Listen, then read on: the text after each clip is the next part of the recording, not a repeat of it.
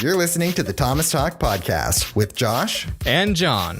You can listen to us on YouTube, Spotify, Apple Podcasts, Google Play, Anchor, and SoundCloud. So, John, I feel like that's how I'm going to start every episode of this, is just by going so, John.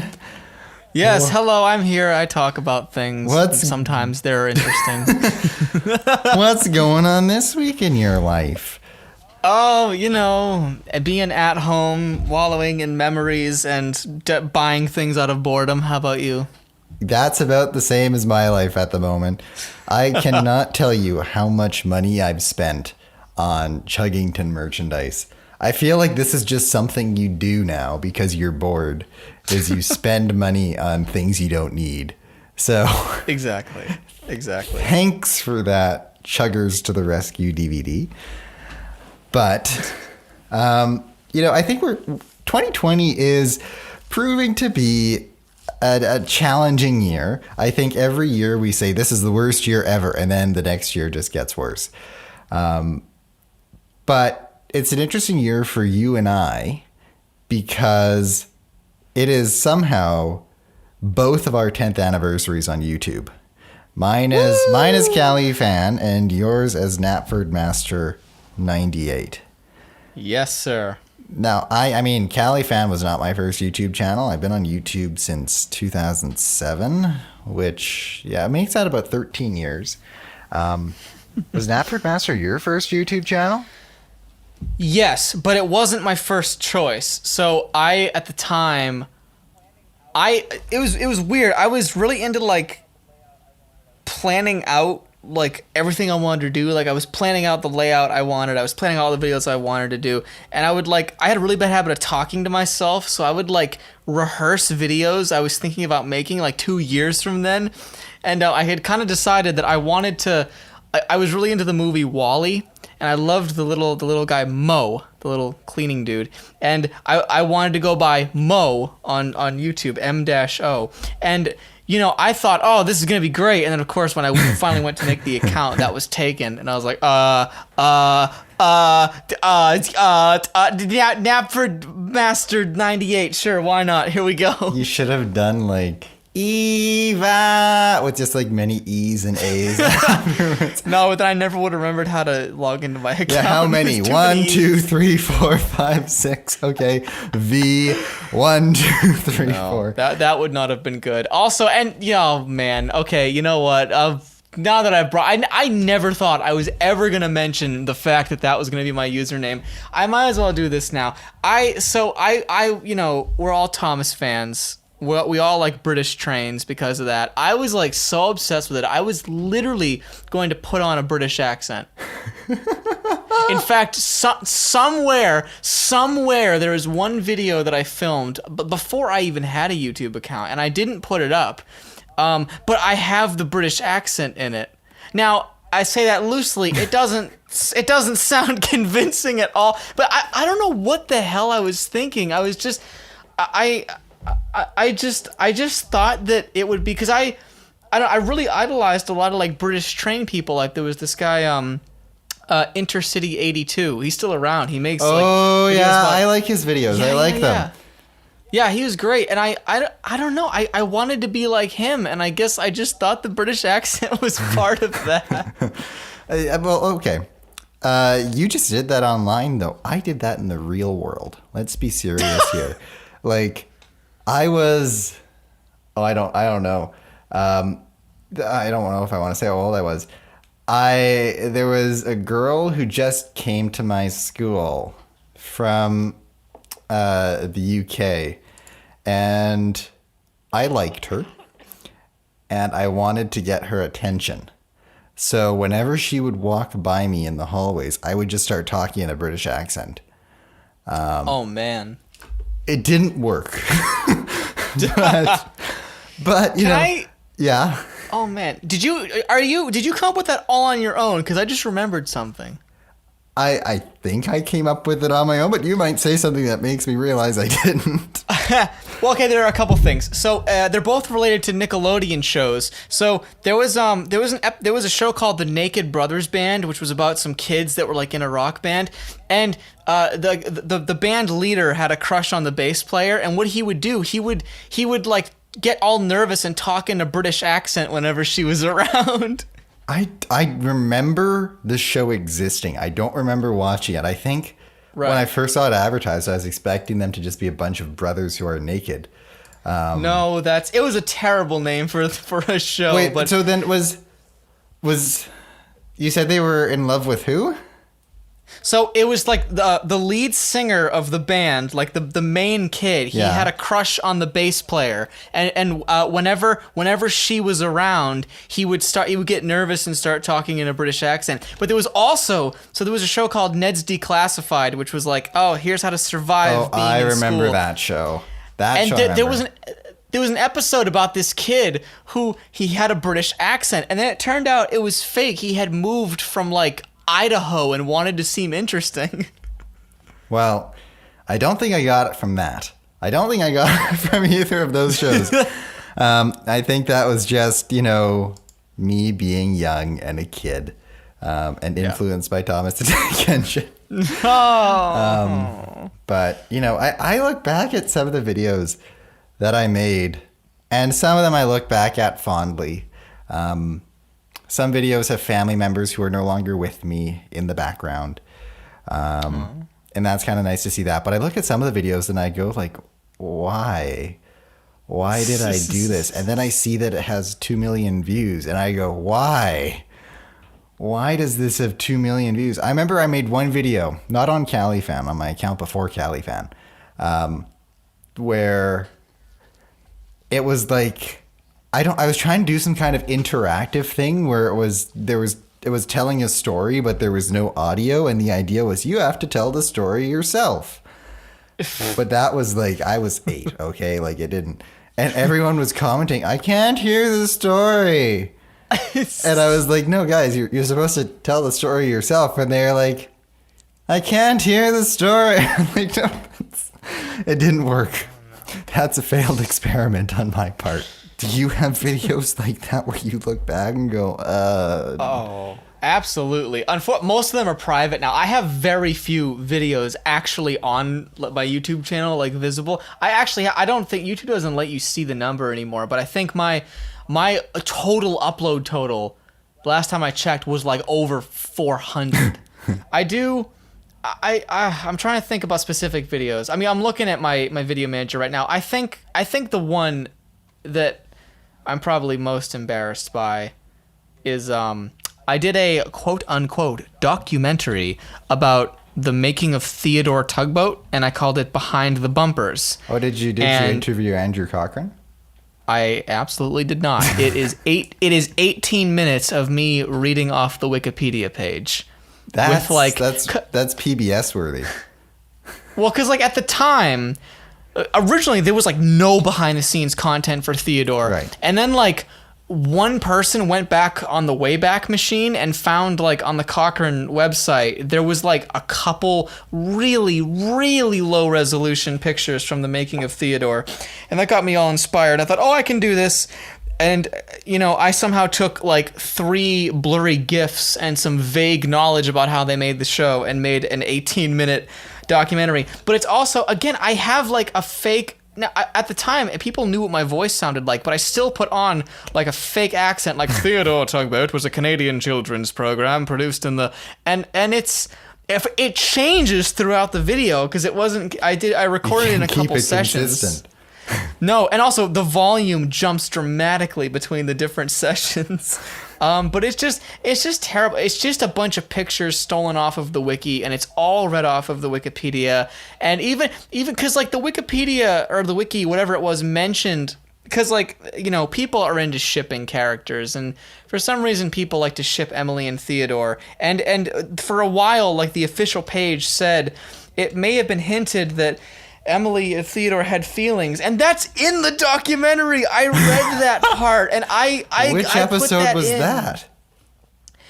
Exactly, it wasn't. That's not how these shows work. I would That's think not that the an okay- episode where Theodore straight up tells Bedford Bowie that he loves him would be the one where... Yes.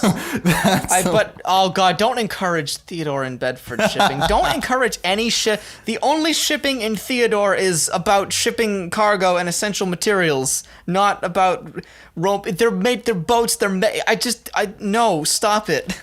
How much do you want I'm to bet sorry. that... I can't get down with any of that. I'm sorry. How much do you want to bet that the harbor master and Rodney were secretly dating?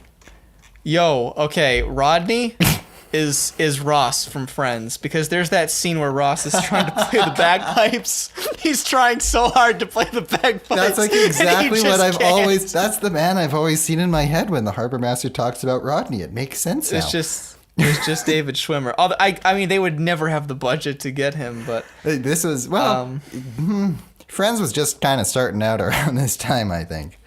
No, but I mean, they were. It was still a much bigger deal than Theodore. I mean, this is true. This is true. Yeah. Do you remember on YouTube when it was a thing for people to make rant videos about other people online? Yes. I mean, well, some people still do that. But. I made a rant. I remember I was really mad at... maybe I shouldn't say who.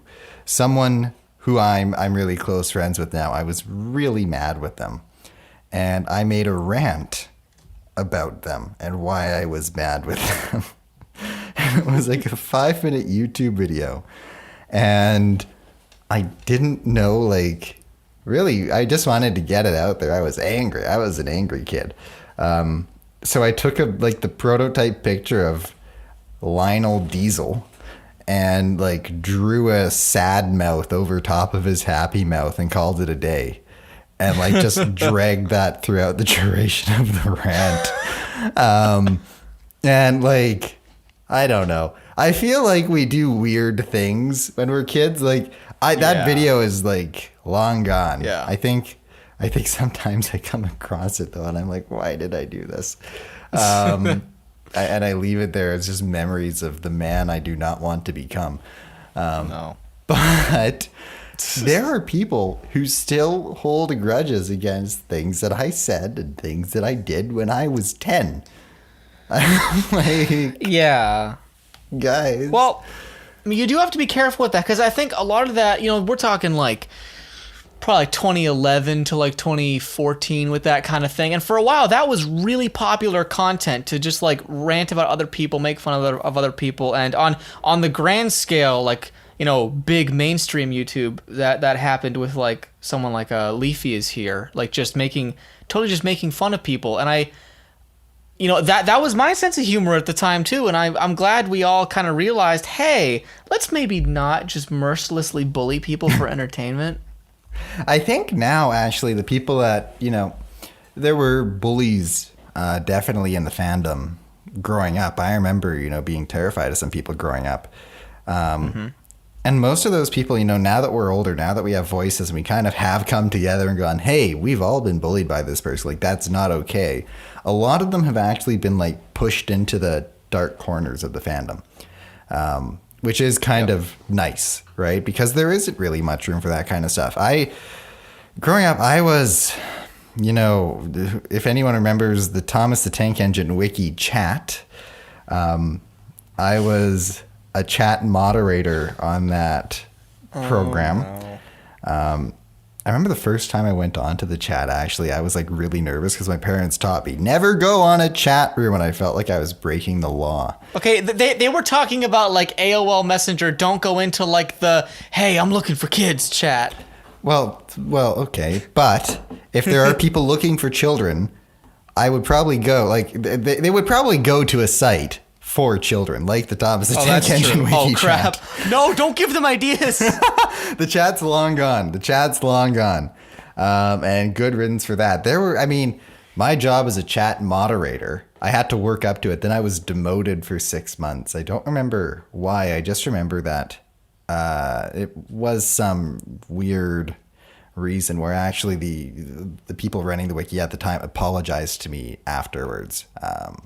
But I got a lot of abuse even as a moderator. you know, and I definitely, looking back at it, I took myself very seriously, way too seriously.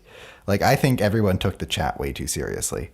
Yeah. And there were people that would come on and would just, you know, really create a disruption.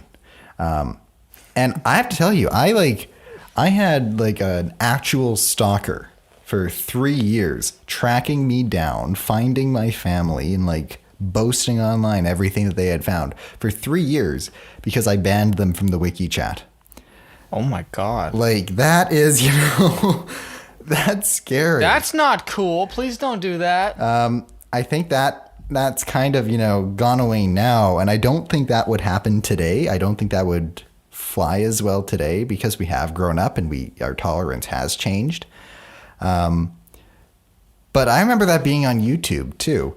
And that for the most part, looking back at it, I mean, there are still people who argue and don't get along, but that has kind of gone away. It has become almost a safer space.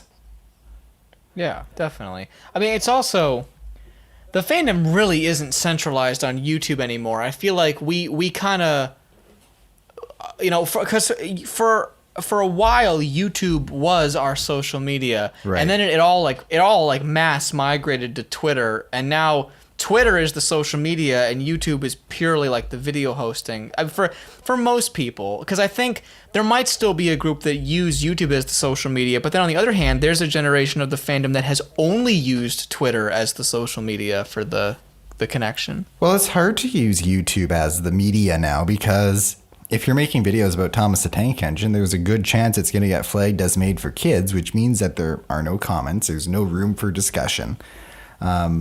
You know, if I was still doing Thomas Talk as a news show, I used to do something called Community Question, where people could post in the comments. I think most of the episodes of Thomas Talk weren't marked for kids, but some were, and now there's no room for that community discussion. You can't have a Thomas fandom on YouTube anymore. They have really eliminated that from our abilities and from our options. It was especially terrible, I thought, when they removed the PM system, because now everybody says DMs, direct message, but it used to be private message, PMs. And I remember because they had the original one that was like your inbox, and then when that went away, they did give you another option. It was a much more kind of weird like backdoor option, but it was still there. But then they phased that out eventually, and because I remember I have my old original email that I used. I still have all the replies that I would get back in there, so I have like a one-sided archive of the old PM system, and that's how I met a lot of my friends. You know, I sent got probably hundreds and hundreds of messages, and there was no notifications, there was no phones. You know, you had to like be on the page and refresh it to see if your friend had responded to you. Yep, I remember that. I remember I used to.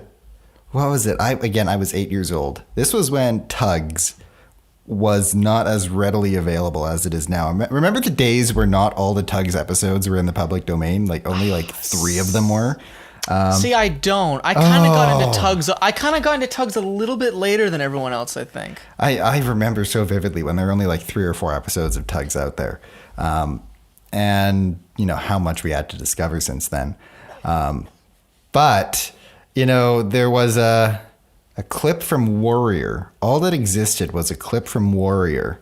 And I was like 8 years old. And I was like, if you do not upload the full episode, and I don't even remember what I said. I wrote some nasty threat.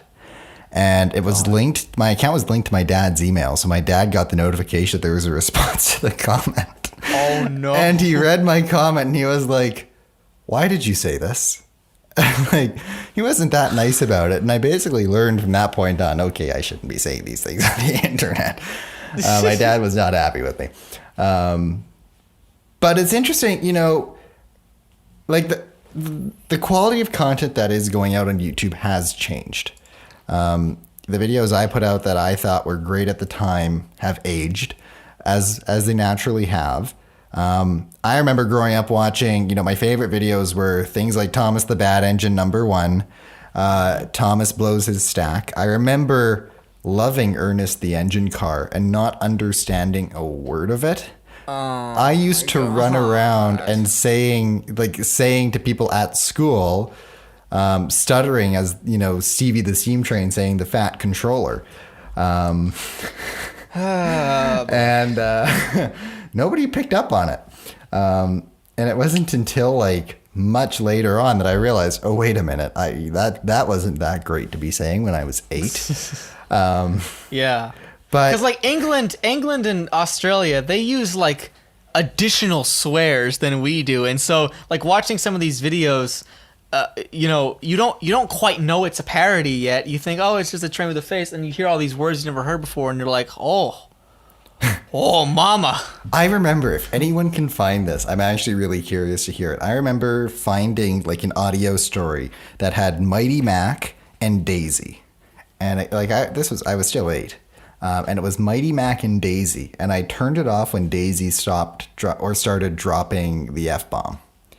And I don't know where that story is, or what it was, or it was on YouTube. I remember that much.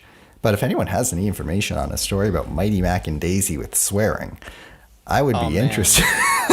You just reminded me of one. I remember there was a video that was called like, Theodore Tugboat says his ABCs, and it was like just a picture of the Theodore logo with like a text-to-speech voice, and I don't want to say what he says, but he says like, hello, I am Theodore Tugboat, the tugboat with the, and then he goes on to say some things, and I was like, oh, okay, we're not continuing with this at all. See, I had that filter myself to turn things off.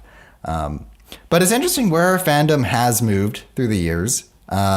Even recently, like I made the move from Skype to Discord. That's like life changing. I did. I know. It took me forever, and I only did it because I was talking to someone on Twitter, and it took us a minute to realize. Oh wait, you're so and so on YouTube. Okay, yeah. Hey, you want to move over to Discord? Okay. And I had just recently made a Discord account because someone invited me to a server. I was like, I don't have Discord. I'll have to make one. But there are like Thomas servers on Discord. There's a Chuggington server on Discord. Like there's ways. This is a new way for our community to get together and talk. And I mean, then of course we also have the in-person interactions, like when we went to Halifax together. And that is not our last trip that's going to be together. Never. I think I look back at it, right? I've been thinking a lot about these last 10 years on YouTube and the people I've met and the relationships that have been built as a result of all these people that I've met. And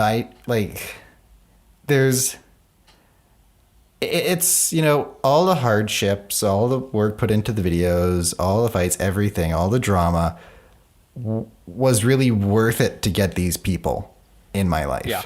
Yeah. We look back at some things negatively, but, if I hadn't posted a negative comment on the Warrior clip as an 8-year-old, I wouldn't have learned, oh, that's not okay to do that. And who knows, I might still be doing that now. I definitely learned to respect people a little bit better online. And just being able to share my creations with the world and getting feedback, hearing comments was always really, really valuable. Yeah.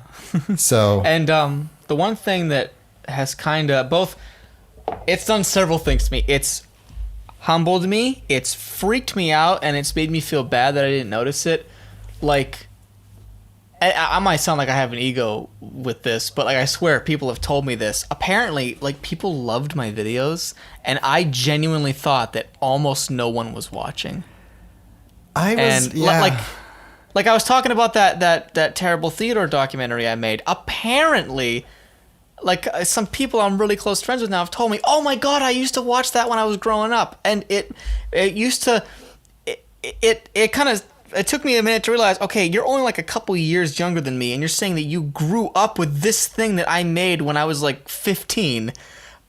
And like I was, when I was doing, I had a Thomas series for a while. It wasn't around for very long. And again, I thought no one was watching it.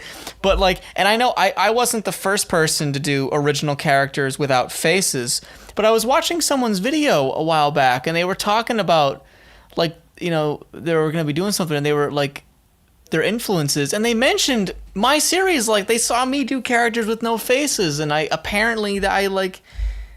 influenced them with that. And it's, I don't know. It made me kind of realize something about myself, that maybe I kind of underestimate some things. It's incredibly rewarding when that happens. I was the same way. I always had a hope that someone was watching.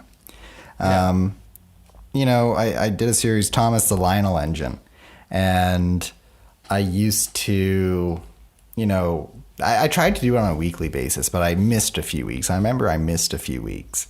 And I was like, no one will notice. Not that many people are watching the show. You know, there's only like 300 views per episode. But there were 300 people watching it. And there were people who noticed, because someone said to me a few years later, I used to wake up every Saturday and refresh my subscriptions all day long until an episode came out. And when you missed it, when you missed a week, I was very sad. And my God. And I was like, oh, my dreams have come true. You know, it's like a horrible thing. But even when I was doing Thomas Talk, I didn't realize, you know, how many people were watching it, how many people enjoyed watching it. I mean, I've taken a break kind of from being as active as I once was, just because of what's going on in my personal life. But now that I'm kind of back, now that we have some time and I'm doing some things and I'm more active, tons of people are coming up to me telling me, you know, the videos that I grew up with, my Roblox Chuggington game, the original, people said, this is my childhood. I'm going, really? So it is rewarding, right? That's why I like that all my old videos are still out there, even though I'm embarrassed. Hey, you know what? For the time, like, 'cause I remember, I didn't grow up with a ton of your videos, but I remember I very early on, like when I was young, and this, I've been having a lot of thoughts like this recently, like, man, I tried a lot of things that were way above me when I was young, and I assumed I was just bad at them. It's like, no, you were young, idiot. But I remember you started doing like some 3D animation in Blender, and it was, looking back, it's very primitive, but I thought you were a freaking wizard. I was must like, have had I low literally, expectations.